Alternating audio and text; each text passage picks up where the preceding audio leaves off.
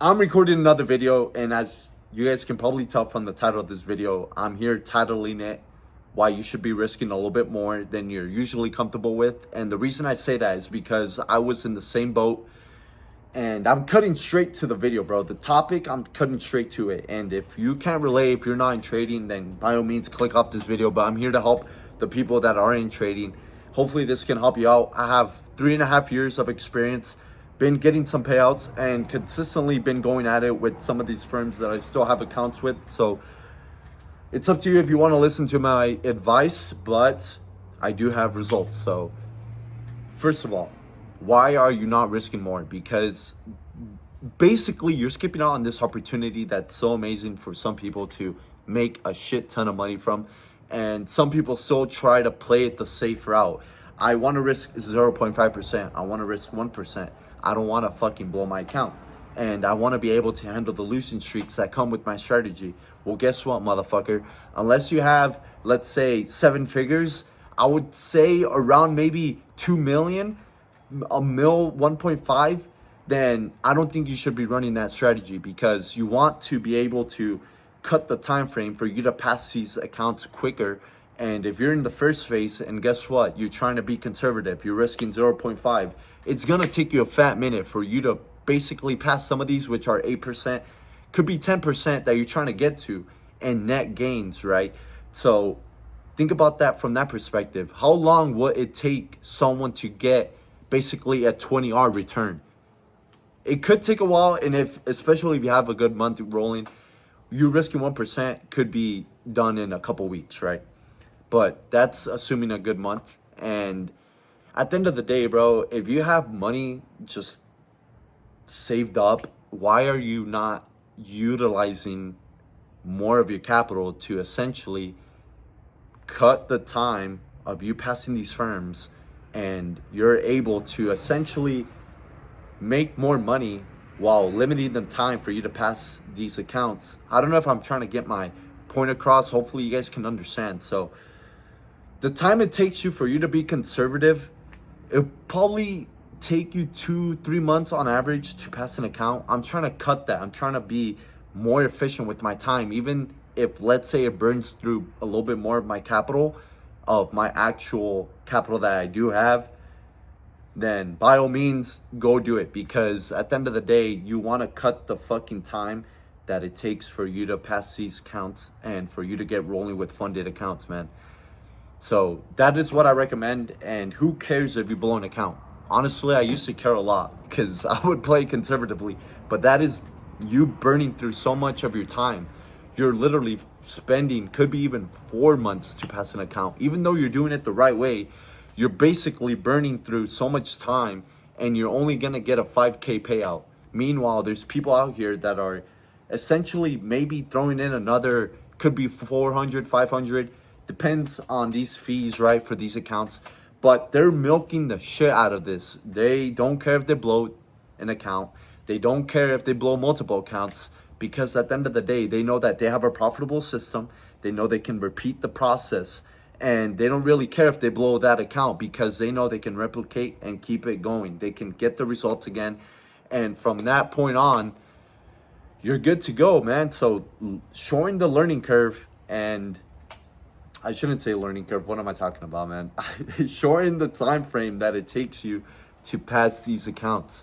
And I took a little bit nicotine, caffeine, bro. Went, hit the gym, came back, did some cardio, bro. So I'm a little bit tired, but I'm still recording these videos. And I could have just pretty much not recorded this video for you guys, but I care about each and every one of you that are watching my videos, man. I feel like you're spending time on my videos, so at least I can provide you with some value at the end of the day, and hopefully this video can help. But I got this idea from some influencer, YouTube. He's still growing. His name is Riley, and he's also a trader. He's 19. He's out here in, I believe he got a high-rise apartment. Don't quote me on that, but I pretty much got inspired to do that and put it on here, because he also inspired me to, even though I thought I was playing it a little bit more risky by risking a little bit more. This dude puts on way more risk, and I'm like, dude, what am I doing? And at the end of the day, you have to trust yourself with knowing that your strategy will eventually pick up. And if you time this correctly, I'm pretty sure in the first week you can get an amazing, I would say even a fucking payout, bro. In the first fucking week, you can get a payout. That's what happened to me. I basically had to be trading for a couple more days because this is how these firms work. You have to be trading for at least a minimum of 8 days, could be with Apex. But you have to be doing this so they know that you're consistently profitable and you're not bullshitting around. So you can take my advice or you can do whatever the fuck you want with the shit that I'm sharing with you today. So hopefully this can help because I'm trying to shorten the time period that it takes for you to pass an actual phase. If you're going off from first phase to second phase might not be that bad because most firms only require you to make around 5%. And obviously that's better than you making 10%. But I truly believe if you have a profitable system, especially if you're not required to make that much R, if let's say you're risking 1R to make 1R, this could work perfectly with your system. If let's say you're risking 1R to make 3R, this could still work, but keep in mind you have a bigger losing streak, so you might blow through a little bit more challenges. It just depends on how comfortable you are with risking a little bit more, but that's what I recommend, to risk and put on more on the table because you're not losing anything at the end of the day. You're only putting in a small fee for you to make this huge amount, and most of you guys are pissing that away by you playing it safe, not putting on any risk. I should say you guys are putting on risk, but you're not putting on as much risk as you should be because these firms don't want you to be putting on that much. These firms honestly want you to be hooked with their system that they have going on. And for Apex, they want you to keep paying that monthly fee. That's the biggest threat to these firms. They don't want you to know how to truly pass these. And you just have to be okay with blowing some accounts if you truly want to maximize your gains, especially if you have a good system and you prove to yourself that you're profitable. That's what I would recommend. And I did have other topics to talk about, but this is primarily for people trading and they want to get into this space and they have heard about some firms providing capital. This is how I would approach it. But first, prove to yourself that you're able to remain consistent month in, month out, and be able to go through that.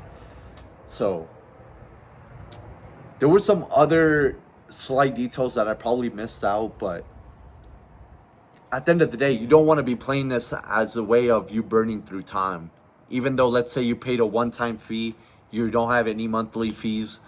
At the end of the day, you're just burning through a lot of fucking time that could be used in a better, proper way. Especially if you have side cash where you don't mind spending a little bit more, then why not just put on more risk?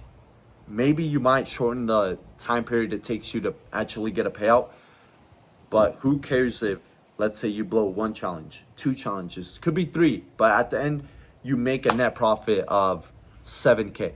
You get a 10K payout. Let's say you have a couple firms. You have 10K payout here, 5K payout there. You have another 20K payout coming in, and you only pretty much put in total, I would say 5 to 7K of your own money, but you're still pretty much in total. Let's say you run the math, you make 35K total from 20, 10, and 5 on each separate firms. Well, guess what? 35 minus 7, you still pretty much capitalized with 28K. And if you would have asked me to make 28 instead of you just playing it safe and you trying to not really blow the account, but you're essentially going through month after month after month after month trying to pass, that's just ridiculous, man. Because you could be making all that money in a shorter time period than you just playing it safe with these firms that want you to play it safe because they don't really want you to get the consistency of getting more and more payouts. So they kind of want you to just spend more and more time on you trying to get good market conditions. Let's say you do have a good month. It probably won't happen until a couple months down the road if you're risking 0.5. If you're risking 0.5, let's be honest, you're not going to have a good month until every once in a while, right? You do land a good month and you do get lucky. You do have amazing results off the start, but I'm thinking about this in a more of a practical sense where you might not start off with a good month. You could start off with a break-even month. You could start off with slightly above break-even, and don't burn through all this time that you have. Don't burn through all this time, because I promise you, you will look back and say, hey, I actually could have made a lot more money by me risking a little bit more. And even then, bro, like, let's say you do risk 2% and you get into a nice winning streak like I have. I had a 5 winning streak back to back, and I'm like, dude, you could have made some serious fucking money if you risk a little bit more. If you risk a little bit more, you could have made a fuck ton more money than you are right now. So each person has its own way, it's their own strategy, their own system, but that's what I recommend. Hopefully you guys took some value. And again, this was for the people with firms that are trying to capitalize on how much money they can make. And don't be one of these people that just spends way too much time on a challenge or trying to pass the first phase, second phase for you to finally get funded. And guess what? You spend another month or two to make some profit. Don't do that to yourself. And that's how I was able to pull so much money from the market, using these firms as an opportunity to capitalize. So don't do that to yourself, man, because I've already been there, and it's far better for you to invest a little bit more, for you to actually cut the time period and actually start making some serious cash, man. So I'm gonna end it off like that. Hopefully you guys got some value at the end of the day. And I'm gonna be making more videos outside. I do like the environment, just looking, and the sun is out. Pretty much I'm gonna go get a fucking tan, bro. I'm gonna go get a tan. And I was gonna take a nap, but I pretty much go to sleep a little bit earlier, and I'm gonna do something to keep my mind occupied, and then I'm gonna crash out. But yeah, I'll see you on the next video, and let's get to it.